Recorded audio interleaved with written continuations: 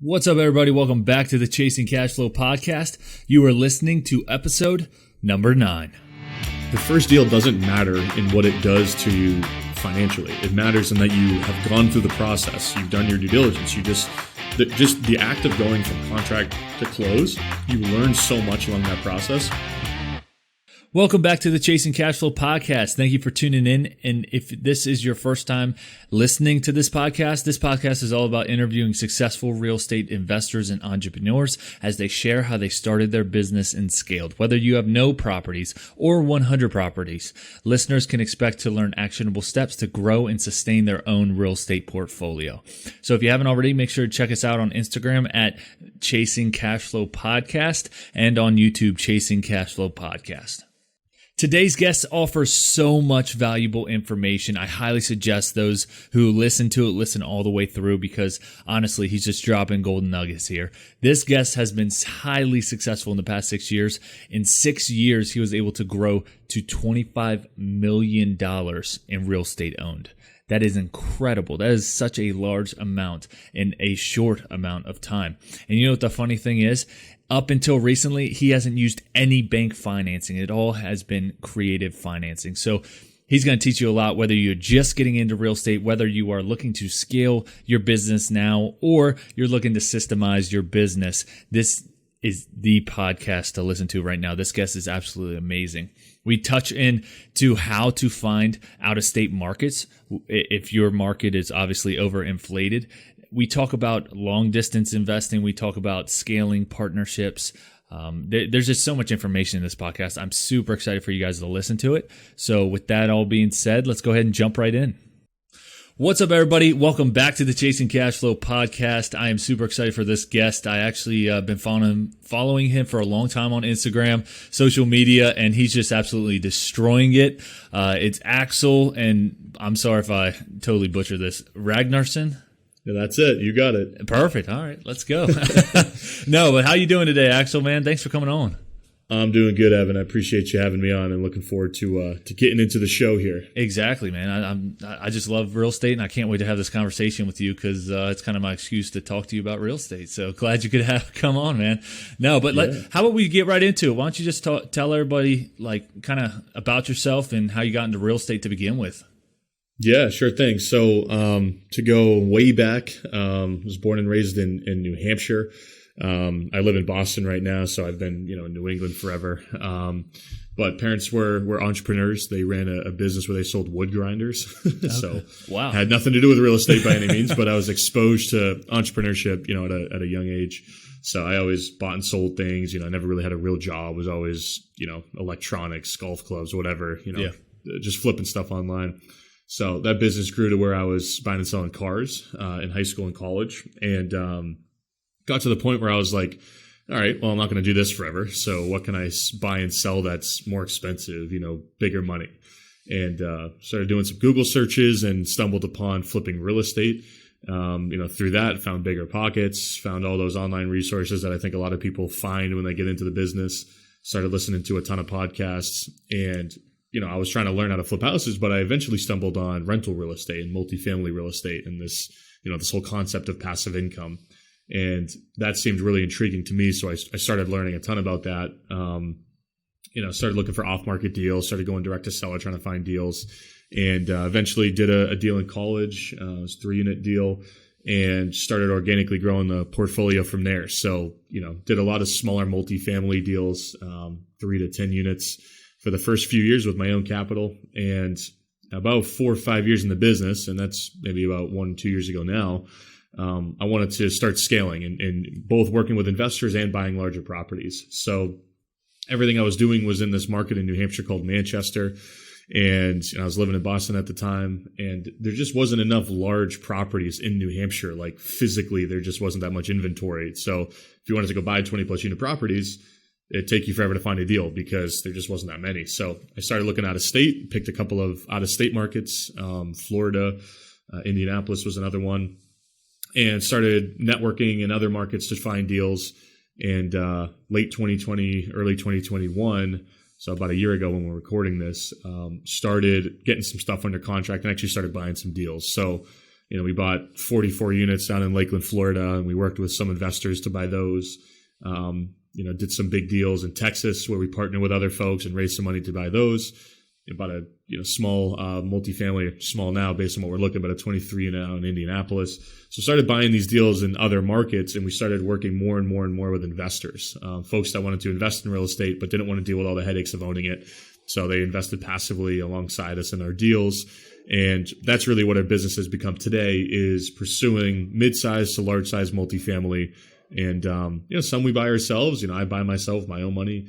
And other ones we'll bring in investors and bring opportunities to our investor base. And right now, that's what we're focused on. We got a few hundred doors in the portfolio and hoping to double or triple that here this year. Wow, there's a lot to unpack in that you just gave. So thank you. No, that's awesome, man. It seems like you've grown tremendously in the past. How many years have you been in real estate investing just to begin with? Yeah, so 6 years or so.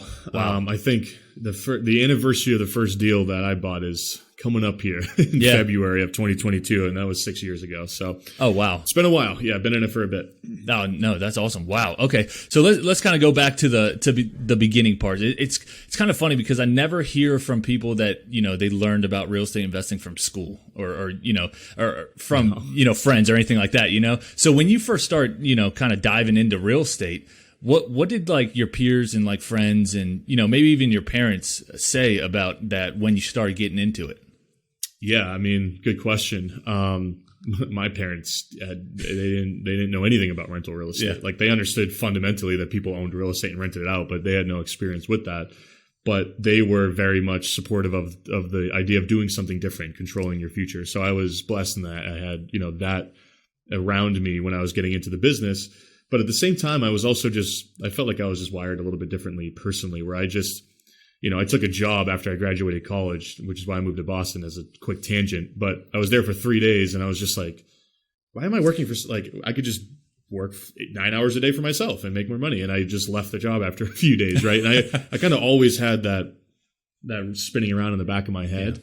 Yeah. So a lot of my friends and, kind of my close sphere, I guess, right, they had no idea what I was doing. It didn't make any sense at all, Yeah. I mean, still don't, right? I've been doing it full time for 6 years. I don't have any like close college friends or anything like that are in real estate, right? I'm kind of doing something different. But to answer your question directly, family was really supportive. They're still very supportive. Obviously, they were like, be careful, don't go broke doing this, but, educate yourself. And I'm a big believer in competence, breeds confidence in a lot of ways. So I studied my ass off. Yeah. Before I bought a deal, I listened to 2 podcasts a day for a year and a half. Right. And by the time I did a deal, I was like, I think I know too much to even do at this point. I've overeducated myself. Now I'm like second guessing things. So yeah, I mean, I had a pretty good network around me or support network to do that, but no, definitely an outlier. Yeah, no. My close friends. Yeah, for sure. No. That's awesome because a lot of people. I mean, obviously, a lot of people, their parents, blue collar workers, or just stay in a job 9 to 5, their whole entire life, which is nothing's wrong with that at all. But you had the opportunity to have your parents, entrepreneurs, and kind of create, a no ceiling job to where, as much as they put in, that's how high it's going to go. And I find that to be pretty awesome and a good kind of role models to look after as well, even though it's a totally different, industry that you're going after. But let's kind of go into that first deal. So you said you were in college, right? How'd you get funding for it? How'd you go about that? Yeah, it was a private lender that I met just through networking and built a relationship with him while I was looking for deals, probably over 9 months, 10 months, 12 months. And, I basically said, hey, if I find a deal that looks like this, would you lend me money? And, he was like, yeah, if you find something that looks like that, sure. So first deal I did was a for sale by owner on Craigslist. It was in my hometown, just a guy that owned a bunch of property that wanted to sell it and hated brokers. So a lot of these old landlords do. So bought it off of him and got a private money loan from this gentleman, about 90% loan to value. And it was discounted. So, one thing I always say is, loan to your purchase price is one thing, but loan to value is totally different. Like 90% loan to the purchase price is really what it was, but I was paying $200, it was worth $250 or something like that. So pretty safe loan for a lender. And that's kind of how I pitched it to him. Yeah. And I still brought 10% down. I mean, it was all the money I had at the time. Every dime went into closing costs. If a water heater broke after I closed, I would have been screwed. So don't do that, right? But that's how I got into it. And then, organically you learn the business and then you start doing more. And, I still, every single deal I've done at closing, I've probably done 70, 80 deals now. I still haven't closed a deal with bank financing. Wow. Every single deal has been private money, hard money, some kind of bridge lending. Yeah. I was going to work with a bank, to do a stabilized loan on the front end. And just before we closed, we converted it to a bridge loan where they lent on the construction. So, that's a symptom of finding off market distressed deals that, are discounted, is that it's probably not going to qualify for bank financing. So, I knew that early on, and it was a symptom of I couldn't get financed by a bank even if I wanted to. So I was taught the business in that respect because it was my only option. And that's how I put together a lot of those early ones. Wow. No, that sounds awesome. It's funny. Did you fund that first deal? Did you do it by your flipping your car kind of business? Yeah. So all the money I made was through the side hustles. Yeah. I was maybe doing like 5-6 cars a year, but you'd make $2,000-3,000 a car. And, so living in college is not that expensive, right? So all of my money, I just funneled right into that first deal. And for me, I was like, it was funny. I was very naive, right? And probably too confident at some point. I was like, I'm just not going to lose. Yeah, exactly. I was like, it's fully occupied with tenants. Something drastically has to go wrong. And if something drastically does go wrong, I'll just work my butt off and figure it out. Right. Was that a multi-family? Yeah, it was a small one. It was a 3-unit building, fully occupied at closing. It was just, didn't even need a lot of renovation work. It was just discounted to market because the guy didn't want to pay a broker. And I knew I could get the rents up a little bit, add some value. And, so it was simple in that respect. It wasn't like a deal with a ton of moving parts or something that was really hard to get your arms around. Yeah, no, I relate to that so much. And the reason is because in college, I bought my first duplex and we got a creative financing, seller financing. The guy hated brokers, everything like that. So he sold it to me, seller financing. And I kind of did a side gig of wedding videography. And I saved up enough money, and closing costs and everything were $6,500, and I had $6,700 in my bank account. So same thing. It was just like if anything broke, it'd be screwed. So no, but it ended up working out, and it's kind of like the can't lose mentality, kind of like you said. So yeah, I was like, if something goes wrong, I'll just take an advance on a credit card and I'll fix it. Like, which is that's not wise, right? You shouldn't. That's not how you should plan to do things. But I was just like, at some point, you got to do a deal, right? None of this crap matters unless you do a deal at all. Exactly. So and why don't you talk about that learning experience too from that first deal? Do you think that was more valuable than the deal itself?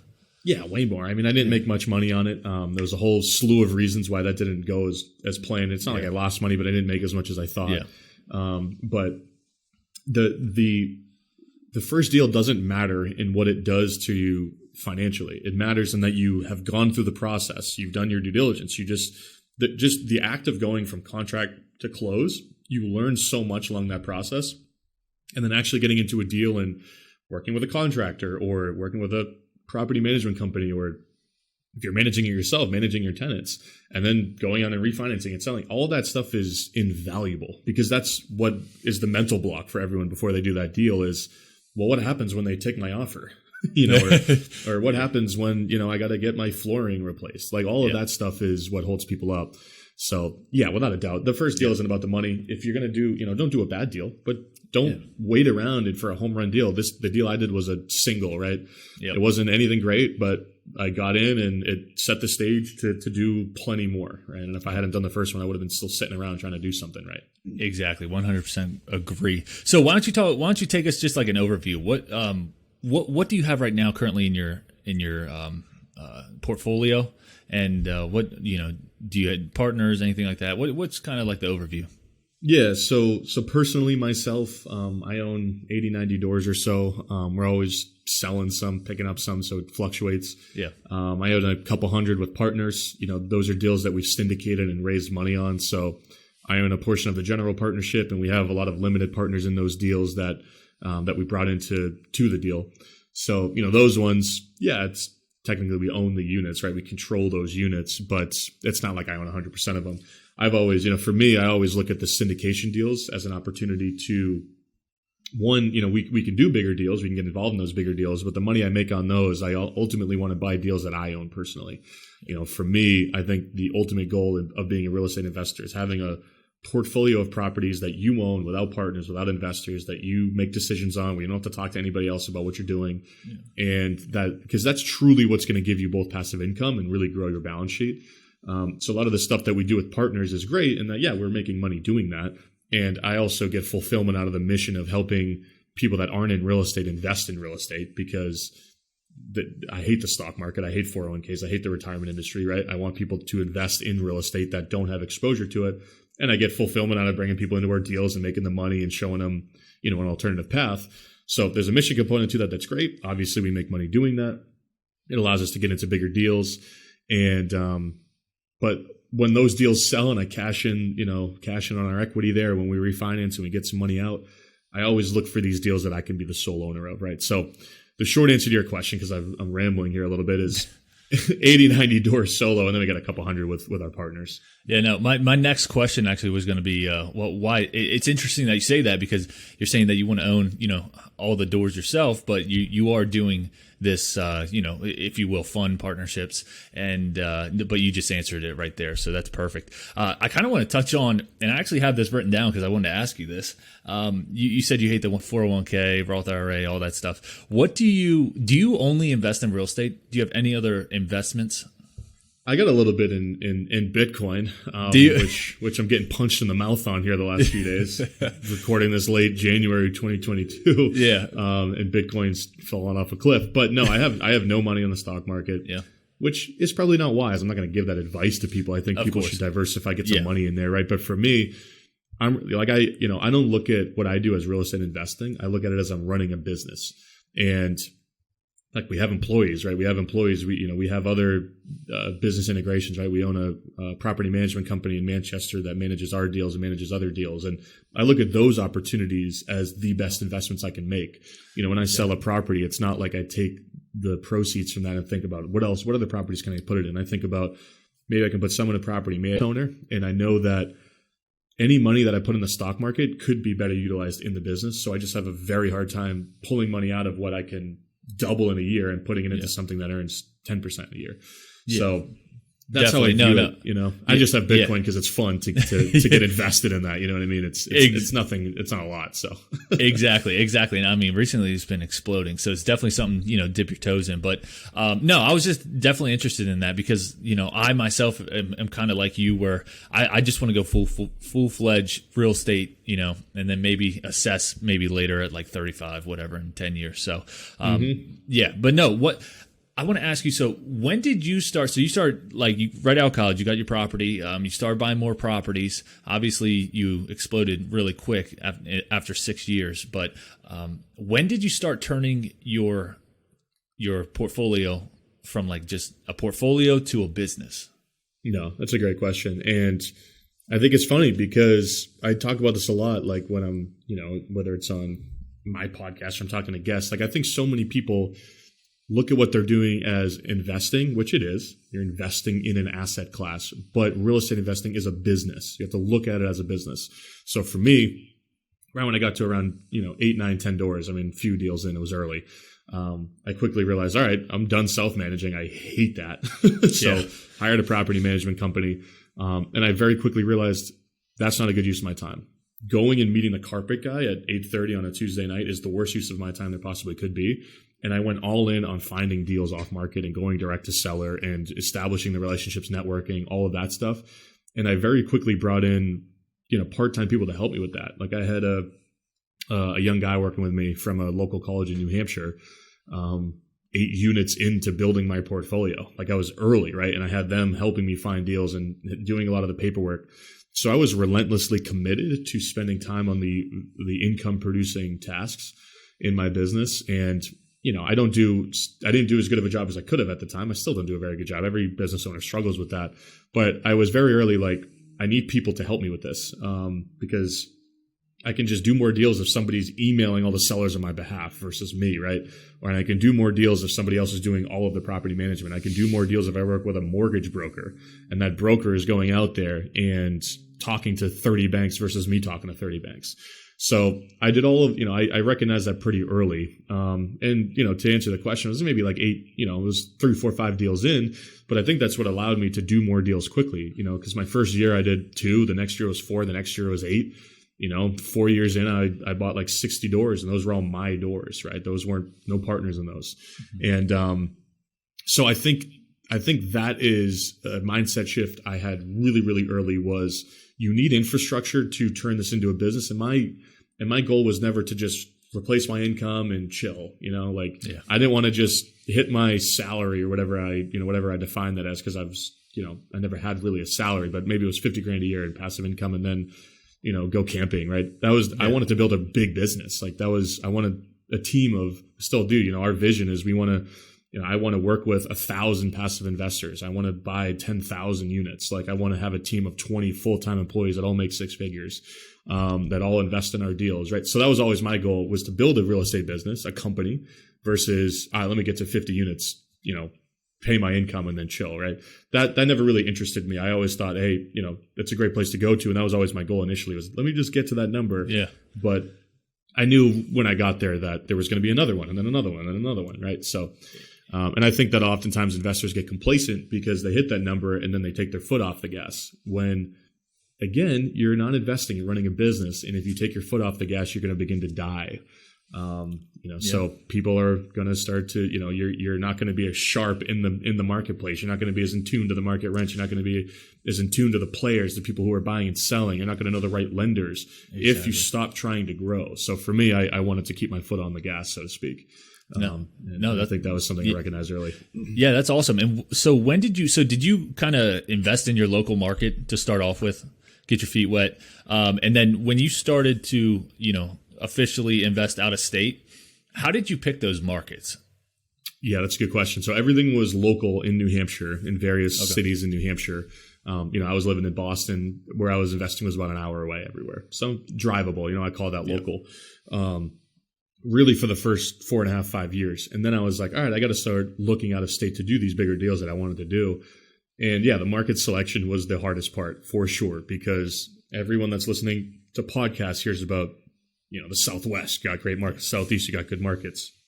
Midwest, Cincinnati, Cleveland, Indianapolis.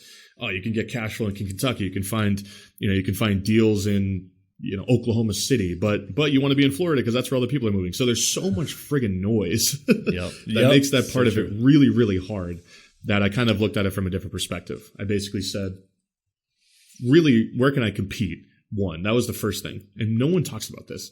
Wow. Where can I compete? If you're an investor that's in Boston and you're trying to buy deals in Tampa, you're not going to compete. You're just not. Unless you're working with somebody that's in Tampa that is, has local relationships. Maybe you'll get a deal, but you're gonna bang your head against the wall for a long time trying to compete with all those local and national investors. Like a market like Tampa, you got guys from San Francisco trying to buy there, Chicago, New York, that's a national market. So unless you're trying to buy single families and duplexes where you're really going to direct to seller, if you're trying to buy something that's 20 plus units, you're going to have a buttload of competition. So for me, I was like, where can I actually compete? I got to go to a tertiary market. I can't go to one of these name brand markets. So the first market I started looking at was Lakeland, which is 45 minutes outside of Tampa, 40 minutes outside of Orlando, right between the two. And the other thing I was looking for was a market that was similar to where I was investing locally. So in size, in price points, in tenant class, in construction style, in the types of finishes that you would put in if you were to buy it. So Lakeland, a lot of C-class housing there, is very, very similar to Manchester, New Hampshire. Same population, same kind of tenant class, same types of deal sizes. So I knew that I could find a deal there and execute it well if I did find it. It wasn't like I was trying to go from a C-class market in New Hampshire to like an A-class market in Tampa, for example, where it's a whole different kind of business. So, and then I did the same thing out in Indianapolis, right? Indianapolis, that's a big market, but I focused on some little sub-market zip codes that were smaller in size, C-class tenants, similar type of deals that I was doing in New Hampshire, so that I was familiar with. And fundamentally speaking, I had like an epiphany one day where I was looking at like 8 markets. I was trying to network in all of them. I was trying to analyze deals in all of them. And I was like, what the hell are you doing? Like, you're never going to get anything done if you're looking in all of these different areas. So At some point, you just got to pick one or two and just, that's it. You have to block out the noise and you have to just go deep, because if you want to find deals, especially good deals, whether it's direct to seller or with brokers, you have to plant very, very deep seeds relationship wise in a couple of select markets. So that's inevitably what I did. I started with, where can I compete, which wasn't the big one. So I went to the tertiary ones. Yep. You know, what are similar to what I already know and I'm doing in terms of class, price, all of this stuff. And then just block out the noise, pick two and just go deep and just trust that it's going to work out. And, you know, every time someone's like, have you thought about investing in North Carolina? I mean, there's some great, like, no, I'm not. I'm not thinking about it. But that's the hardest part. Yeah. I think that's a huge value point right there, because basically obviously it's a different location, but it's basically the same, you know, aspects of the market you're in now, just in a different area, and it's the exact same. And then you know exactly, you know, what finishes, like you said. I think that's a huge value point for people that, you know, maybe they're in their market right now, maybe they're low inventory. Obviously, real estate market right now is just crazy, but maybe they can't find them in theirs. Just go find a like place, you know, out of state and start doing that. Let me ask you this: when you started going out of state, what was like Bigger Pockets calls it core four, but like, who did you have to kind of connect with in order to, you know, get these deals rolling? Yeah, first and foremost, you need a property manager. That's number one. That's number 1 through 4, and then the other 4 are 6, 7, and 8. Because your property manager is, if you're buying multifamily, and it depends on the property management company, but most property management companies are also going to handle construction. So that knocks out 2 of the core 4, right? You shouldn't be managing your renovations with a contractor from afar. That's suicide mission. And I'm sure plenty of people do it. Sure, people are like, no, I do that. All right, well, good for you. But that's not what most people do, right? That's not what most people should do. So you find a good property management company. They're going to manage your turnaround if they are a good management company. A lot of them probably aren't and wouldn't do that. But you find a great management company that takes care of those two. You know, the other two of I think it's attorney and broker, right? Those are the other two that people care about. Find a good attorney and ask for referrals from people that are in that market. Again, your property management company should be able to refer you to a good attorney. And a lot of really good attorneys, depends on what you're using them for. If you're looking to use them for, you know, entity creation, operating agreements, stuff like that, a lot of attorneys work across states. So you might be able to find one locally that'll work. Like the guy that puts together our operating agreements for Florida is a New Hampshire attorney. Gotcha. So we don't have to find a Florida one for that. And then for a broker, that's going to be tricky, right? I think, I think that, again, what you want to do is create a spider web of referrals. You know, you want to just meet investors. You want to ask them who they would refer as a broker. Then you want to ask those brokers who they refer as a property manager. And you want to ask those investors who they refer as a property manager. You want to ask every single person you meet for referrals to everything that they aren't. And then eventually you're going to get overlap with a few different names, and you're going to be like, all right, this company's been recommended by 3 people. You know, they got to be pretty good to work with. This broker's been referred to by that investor, this attorney, and that management company. They must be a pretty good guy to work with. And then go really deep on building relationships with those people. Your management company is the most important part of this, like I mentioned, and they're going to be critical in the underwriting and due diligence process of deals as well. So, you know, get on a call with them, pay the guy that you're talking to spend an hour on the phone with you to talk about markets, to talk about rents in those markets, to talk about what they think you should focus on, to talk about renovation costs. Like pay people for their time. Same thing with a broker. If you're on an intro call with a broker and you're asking them a million questions, you know, if they're a junior broker, if they're someone that's just getting in the business, they're going to be very generous with their time. If you're working with a broker that does a lot of deals and is an A player, send them a thank you gift when you get off the phone, right? Don't just I think a lot of people are just they don't understand that people's time is extremely valuable, especially if they're talking with some guy out of state who they have no idea is going to be a player. So especially if you're getting started, you know, for me, it helped that I had a large portfolio locally and I could kind of say, hey, I'm actually going to transact when I get down here. But on all these early conversations, I was sending them a gift card when I got off the phone. I was doing this, I was doing that. And I think that certainly helped build those relationships and made me feel really comfortable with the people I was working with. And they felt comfortable with me as well. Yeah, no, that's a great idea. Giving them gifts or, you know, Venmo, you know, however much, thanking them for their time, basically, because a lot of people also don't know this. These real estate realtors, they don't make money unless you buy. So, you know, probably 50 to 60% of people that end up reaching out probably don't even end up doing anything. So a lot of the time, 90%, 95%, you know what I mean? Yeah, the exactly. Vast majority. And if you're a really successful broker, you are hypersensitive about where you spend your time. Exactly. The last thing you want to do is talk to a guy on the phone, right? So if you're gonna get on the phone with a guy like that, or a girl like that, whoever it is, right? And they do a lot of transactions in the asset class you're looking in. Ask the guy on the phone, hey, what restaurants do you like in Tampa? And then look up the restaurant, buy him a gift card, send it to him after, email it to him, right? If you tell someone you'll pay them, they'll probably say, no, it's all right, I'll jump on a call, right? They'll probably reject it, but do it anyways, because the whole thing is you have to work with A players, whether you're doing deals locally or out of state. You can't work with people that aren't A players. And if you want to work with A players, you have to be an A player. So it's like, how do I be an A player? How do I be a great guy to work with? How am I the person that these people really enjoy working with? Because they're going to do a better job on the management. They're going to, refer you more deals if they're a broker, all this different stuff. So I think it's a good thing to constantly ask yourself is like, am I up to snuff with the people that I'm talking to? Yeah, exactly. And I think A players kind of translate to just adding value, just giving them, whatever it's worth for their time. So they know that it's not wasted. But yeah, let's go into, so you mentioned that, your financing, you haven't done what did you say you haven't done bank financing yet? Like traditional low interest, fixed rate financing. Yeah. Okay. Yeah. So as you're starting, right, you're growing your business. What kind of financing did you utilize? Did you do any creative financing? Yeah, I did a whole lot of creative stuff. So, similar to what you mentioned, I guess earlier on the first deal that you did where you use seller financing, we've done a lot of seller financing. We've done a lot of private lending from whether it's a more larger institution that does private lending or from individuals that are lending privately.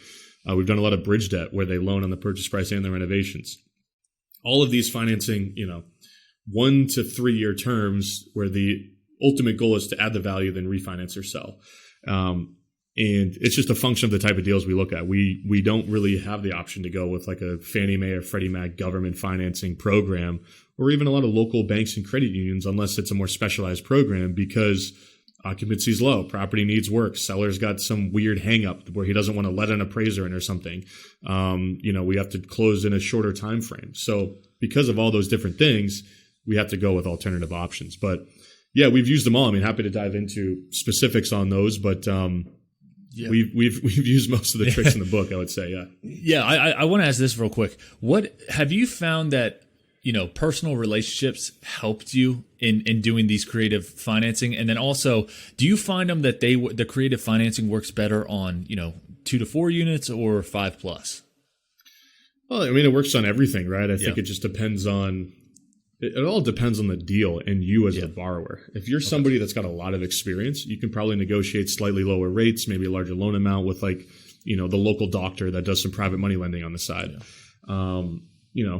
We get better rates on bridge debt because got experience, right? I think we use it, whether it's, we're doing I think it's 44 units that we're closing here shortly. Crazy that I'm forgetting that number, but we're closing it with bridge debt, right? Higher interest bridge debt. We're, high LTC. We're, pretty much most of it shorter term. We're getting that loan because we're qualified and we've done deals before, right?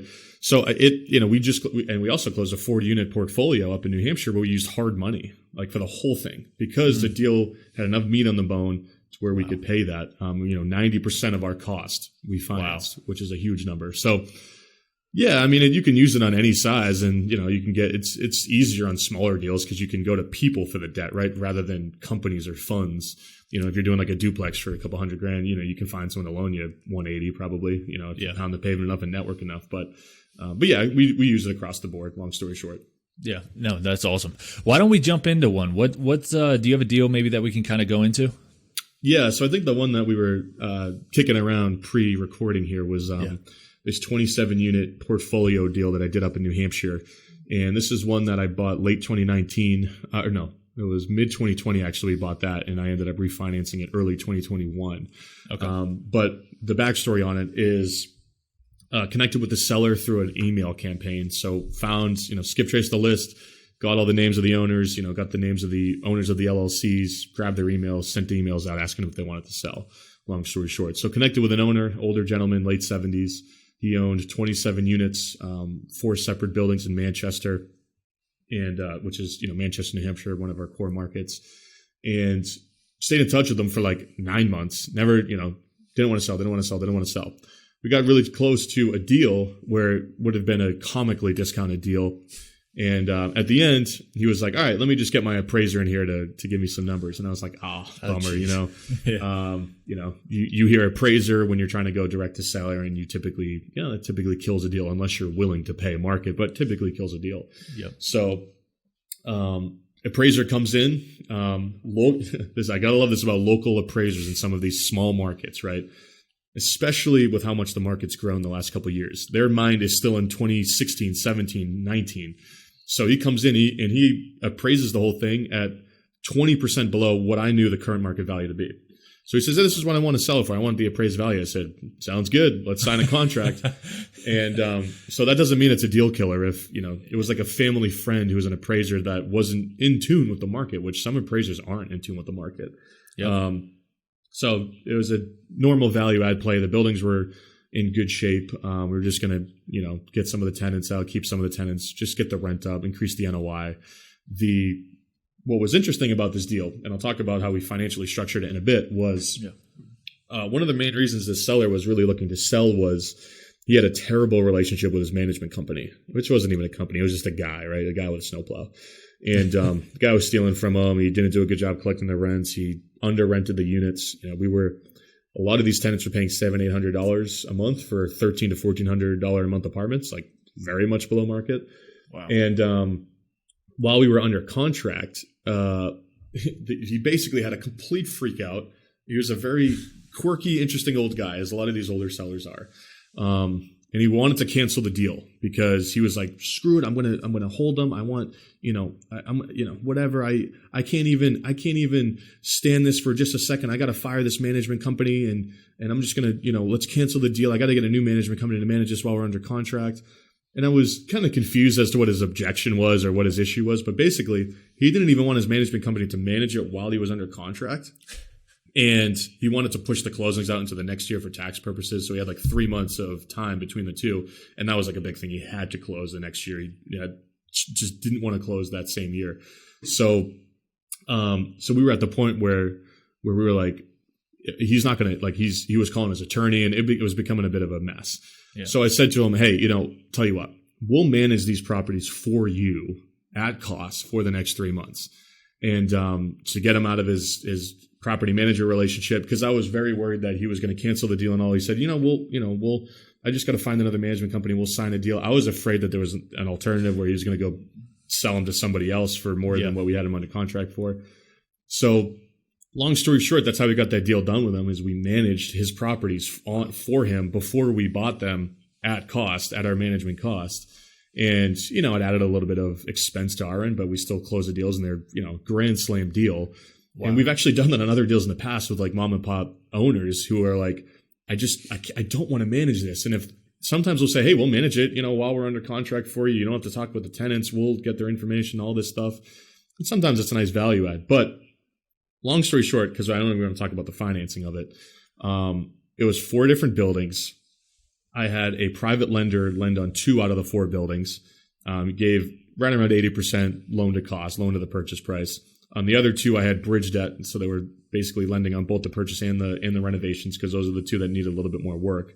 And they were doing 80% of cost, so 80% of purchase price, and 80% of our rehab budget. And so across the portfolio, I had to roughly bring 20% down. However, I structured the deal on the front end to where the overall aggregate purchase price was around $2 million. I actually wrote the contract for $2.2 million with a $200,000 seller credit. So basically, he's making the same amount of money. He didn't care. He's like, so long as I net the same, it's whatever. So in aggregate, I had a roughly 20% I need to bring down. I had $200,000 in seller credit. We went through, inspections. One of the buildings had a big furnace issue, so we got a little bit more in the seller credit. And by the time we got to closing, I only really needed to bring $180,000 to close the whole thing. Wow. And I got a HELOC from another property I owned for I think it was like $110,000 that I closed with. And it was roughly about a 12-month HELOC. So I brought $70,000 to buy like a $2 million portfolio. And, wow. I mean, we refinanced it in 9 months at 3.2 and paid. Oh my gosh. Paid all of it back, and we didn't even put that much money in. So it was just a silly deal, a crazy good deal. Yeah. But we leveraged private money financing and bridge debt to put less down, and we combined that with a seller credit to reduce our cash out of pocket. And then we also, or I said, I guess I did. I also got a credit from, or not a credit, but a line of credit from another property that I had. So I leveraged another building I had that had a little bit of equity. I went to my lender and, we had a good relationship. I said, hey, give me a line of credit up to like 82.5%, something like that of value. And she was like, yeah, that's fine. We can do that. Wow. And I negotiated. I said, I'll pay you a little bit more in interest. I think I was paying like 7% on it versus something lower. Yeah. But that's fine. Wow. Lower my cost of capital. So yeah, all these different levers you can pull to get into some of these big deals with minimal cash. No, that's insane. And I kind of want to talk a little bit more like into how much, like when you first purchased it. Well, obviously, sorry, my head's spinning because there's so many parts of this deal, and it was that's insane, and that's like a home run right there because you're leveraging all your other properties and everything. So, I mean, first off, the main success is the main thing to take away is your property management took over the property, so you had everything pretty much running like a well-oiled machine. By the time you closed, everything was fine. It was seamless, and there wasn't many, distractions, anything like that, getting everything over to your property management. So that, I mean, in itself is extremely valuable just to have that. But when you say you financed, you took two private lending and then two bridge loans, correct? Was that all in one loan, or was that four? It's 4 different loans. So we basically bought. I had one LLC that was the buyer of each property. And when I refinanced it, I put them into their own LLCs. But at the time, it was easier to just buy them all with one. Yeah. And we had 4 separate closing statements, right? Gotcha. So we had one with one lender, another with another lender. So basically, I brought 4 checks to closing, right? It was 4 distinctly different deals, but we were closing them all on the same day at the same time. And, that was the goal, right? Because I could have gotten bridged it on the whole thing, but the bridge terms were slightly worse than the private money terms I was getting. And I just had a private lender that was bugging me to lend on something. He's like, I got this money, I want to lend it. So it was more like I wanted to, sometimes you got to appease an investor, get them into a deal, even if it doesn't make sense to preserve a future relationship. So exactly, there's a combination of a couple of different things. Yeah. And then how did you took that seller financing, which obviously takes away from your down payment. How did that apply to the 4 properties? So basically, he was like, I want $2 million for all of them, right? That was like his number. He didn't really divvy it up. So I structured each one to where I was like, and we had a conversation, which was interesting, about his cost basis in each property. So in properties where he had a lower basis, we lowered the purchase price on that one, even if it was underneath his appraised value. Like one of them appraised at I think it was $450. But he had a very low basis on that one because he bought it like in 2003 or something. So we lowered that one down to $390, right? So we took $60K off of that. So he was paying less in taxes on that one. And then we increased the offer on another one that was maybe appraised at $580. We brought that up to $640. So we jerry-rigged the numbers on each one so that he paid less in capital gains.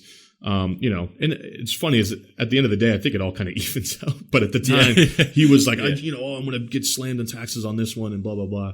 Wow. So something that we were talking about on this deal that we didn't end up doing, but is something that I'm going to start considering on future deals. And I'm actually in talks with a friend of mine whose property I'm thinking about buying, where we're going to talk about this is I said, hey, we can put together this LLC and I will keep you in as a partner we'll partner on the purchase of your properties, because he was so worried about the taxes. I said, all right, well, come in. You can be a partner in the LLC that buys it. And if I were to do this, I would have raised the capital. So I would have said, hey, we'll take our general partnership equity. I'll cut you in as like a deal finder, source or whatever. You don't have to manage it. You don't have to sign on the debt. You don't have to personally guarantee anything. You're not involved at all.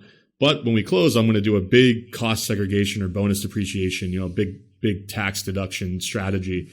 And then you can take that and pull it down in your capital gains from the same properties that you just sold. Wow. So that's something that we're kicking around with owners that trust us as buyers, right? That's the big thing. Yeah. They got to trust you. They're going to want to, basically that's the whole thing is like they want to keep working with you. And I built a great relationship with this guy over 9-10 months. Yeah. No, that's great idea. And have you ever heard of the concept, or have you ever done this, of actually buying the LLC that was already in place? So I've heard about that. I've never done it. Okay. I've heard about, so I haven't heard about someone buying the whole LLC. I've heard someone buying into an LLC, and basically that's their method of buying into these assets. Gotcha.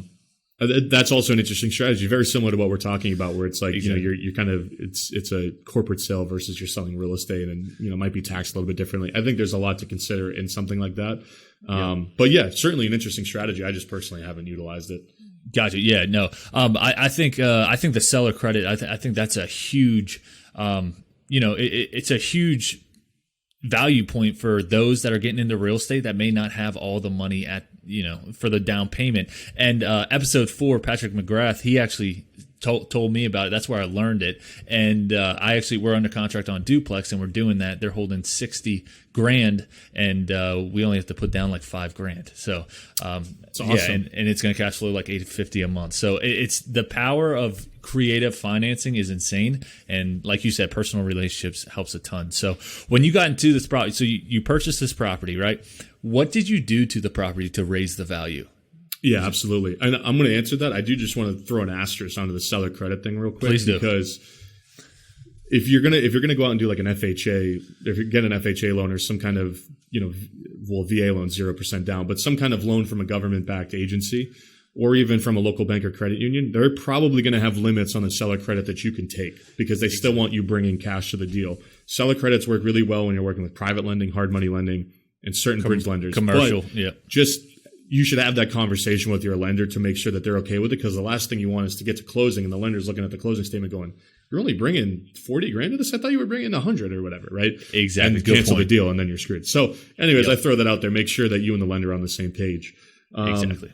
As for how we added value, so one thing I love about a lot of these tertiary markets, these older landlords, these less sophisticated markets in general, is how landlords just have such a hard time keeping the rents with the market, especially the last couple of years where rents have been skyrocketing. We were doing deals where a guy put a tenant in 2011, where this deal was an example of one of them. Put him in at 2011 at $800, got him to $900 over the next 9 years, and now the rent's $1,400, and you're just like, and they just don't know, right? Because one thing that mom and pop landlords are afraid of, that investors shouldn't be overly afraid of, you should still be afraid of it, but is vacancy. Like they're so hell bent on having no vacancy that they just don't risk raising the rent on tenants because they're afraid of that. When in reality, vacancy, you don't want it, right? You typically want to keep your buildings full, but a healthy portfolio doesn't operate at 100% vacancy. Your portfolio should always be somewhere between 90 and 95% occupied, because that means you're keeping rents with market. So a lot of these landlords leave all this value on the table just for having their rents low. And then we do other things where we go in there and, part of what we like to do is be the A class of the C class. So, I heard this term on a podcast. I can't remember who said it, describing it in that way. But, if you go into a C class market, all the landlords are doing the same stuff. They put carpet down, they put their laminate down. They do these very cookie cutter renos. They never really get outside that box. What we like to do is, instead of spending $10,000 on that rent standard turn, we'll spend 13 and we'll get granite on there. We'll get we'll go the last 10%. We'll get the granite. We'll do USB outlets for electronic, we'll put USB power outlets in. We'll change the hardware on all the cabinets. We'll paint the cabinets. We'll go that little extra. And we find the ROI we get, maybe we're doing $1,300 with a regular turn, but we get $1,360 with our little extra, right? If you're spending $3,000 to get another $60 a month in rent, that's a ton of value if you're if you're a 5+ unit commercial multifamily. So, exactly. That was my next question. And there's a market for them. There's people that want to live in nice apartments. Just because they're a C-class tenant doesn't mean that they don't want to live in a nice place. Exactly. And my next question for you was going to be, were those 4 properties 5+? Because when you raise rents in 5+ property, that raises the value, whereas in a 4 unit or below, it doesn't really add as much. Exactly. No, so they were all 5+. It was 10 unit, a couple of 6s. I think it was, and then an 8 or something like that. I'm forgetting the breakdown right now. But no worries. But yeah, it was. They were all 5+, and when we went and refinanced, we did a portfolio refinance where we refinanced the whole thing. but we pro rata, we did the loan pro rata based on the value for each property. And yeah, I mean, we just created a ton of value on paper because we just brought the rents to market. It wasn't even like a lot of construction spend, although we did spend, when we turn the unit over, you have to spend money. Whether it's small or a lot depends, but you're going to spend some money, to get it to market. But just good management goes such a long way in these smaller deals, these smaller markets. Yeah, no, I think that's a great idea, and I think that deal in general is just going to provide a lot of value because there's so many. You told me this before as well. So many moving parts that they're all creative and they're all different ways to get into a property and for a low cost too as well. Mm-hmm. So so I also want to touch on as well. You mentioned it earlier, but so you have a partnership, aligned real estate partnership, correct? And why don't you go into depth and just saying how you created that? What kind of is the goal with that, and how's that run? Yeah, so I mean, it kind of ties into what I was talking about at the top end of the show. Our business now is we're really good at multifamily, right? I don't want to say perfected. No one perfects anything, but we've become very well educated in the multifamily business. We know how to find great deals. We know how to operate great deals. And, we think we can provide value to folks that want to invest in these types of deals, but don't want to do all the work, right? So basically we syndicate deals. And for those that don't know, it's real estate syndication being folks are raising money from passive investors, doctors, lawyers, business owners, folks that have other full-time jobs, or even other real estate investors that want to just diversify. And we place that capital in the deals that we do, and we offer, preferred returns and above market returns comparatively to the stock market, right, and stuff like that. So I got really passionate about that because I had a lot of friends that wanted to participate in what we were doing, friends and family, or they wanted to go out and buy real estate on their own, but just didn't have the time to go find deals, to go put together the debt, to manage it after they closed, to do all of those things, because that's very time consuming. Like working full time and growing a portfolio is challenging. So we started bringing in investors into our deals and offering them opportunities to co-invest alongside us in our deals. And the named Aligned Real Estate Partners comes from we're all partnering on these deals and we're aligning all of our incentives. So as an owner, as an owner of the business and as a general partner in our deals, I want to get paid after my investors get paid. So we structure our deals to where they get paid first. We don't fee our deals down a lot. A lot of real estate syndication firms have a lot of fees baked into their deals where they get paid regardless of how the property performs. Yep. We try and minimize our fees, and really we get paid when the deal performs. And the goal for me, again, was to just deliver opportunities to folks that maybe wanted to invest in what we were doing or invest in real estate as a whole, but didn't have the time to go learn the business and do it on their own because this business is a freaking grind. It's hard. 100%. So we launched that business last year, kind of rebranded our existing business. And that's what we're doing now. I spend most of my time meeting investors, chatting with investors, and establishing relationships with people that can bring deals and that either have deals or we could partner on deals with. And I think that's kind of phase 2 for our business, long story short. No, that's great.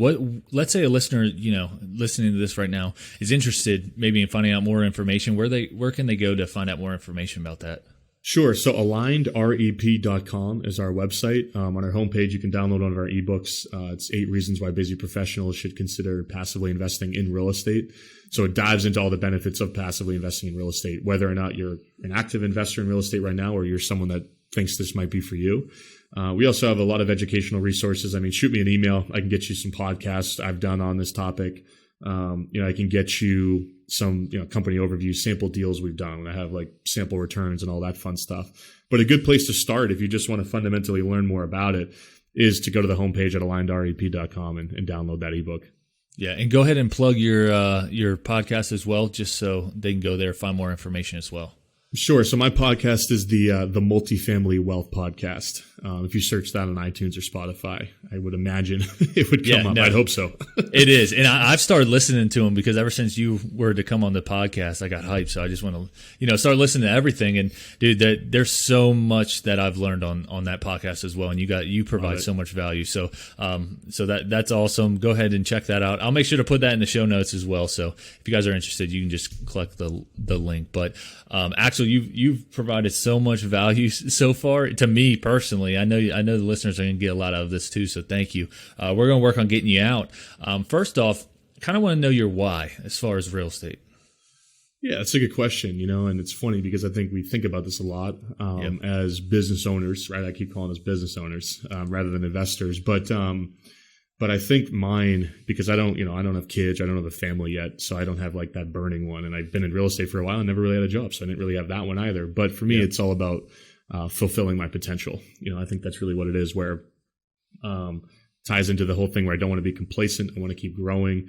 I want to look back and say, wow, I did the most I could with the opportunity that I had, which was being able to do this and being able to grow something that I had already started. So for me, it's all about potential and not regretting, a lack of effort to reach it. Yeah, no, I think that's a different answer than we usually get. Usually they say time freedom, be able to spend time with their families, like you said. But I think that's important as well, because you got to challenge yourself. And, in 30 years, when you look back, you're going to be able to say that I gave it everything I had, and I was able to help this many people. And I think that fulfillment, I think that's a huge piece. So where did you find your education along the way? What was like your best education that you found? Yeah, I think it was just bigger pockets. I think bigger pockets. And I don't listen to a lot of the podcasts now, not because I don't think they're good, just because I think a lot of the content's geared to getting you from 0 to 20 units, for example, right?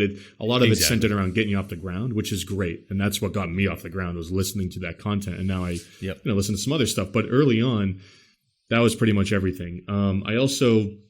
I got active on, just in a few different groups that were mainly focused in multifamily and at larger scales, right? So I started going to like a lot of networking groups, a lot of meetup groups. You meet people that can become a sounding board for you as you start to grow your business. And, I never really had like a mentor or like somebody that was bringing me along, but I always had kind of different groups of people that I'd bounce questions off of. And then, I just listened to a ton of podcasts, but Bigger Pockets was the early one that certainly got it going.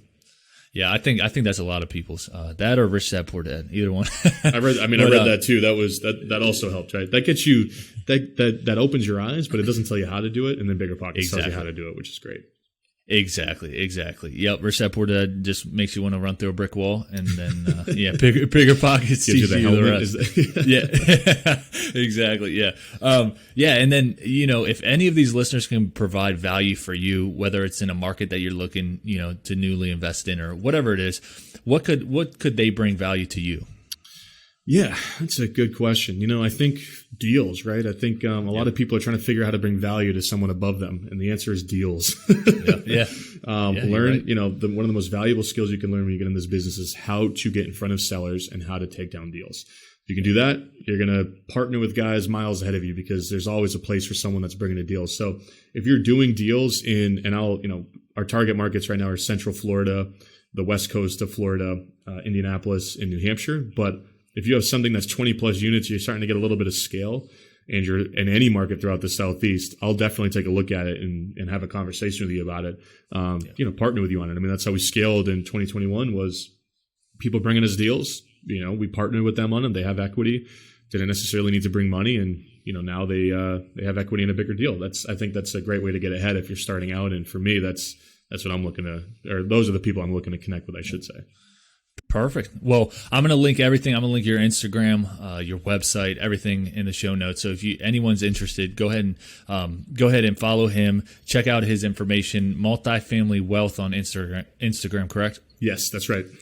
Okay, perfect. Well, Axel, thank you so much, man. Super excited to talk to you. It was awesome conversation, and you added so much value. So thank you so much for being on. I'm excited to see what you do in 2022. Awesome. Appreciate it, Evan. This was great. Thanks for having me.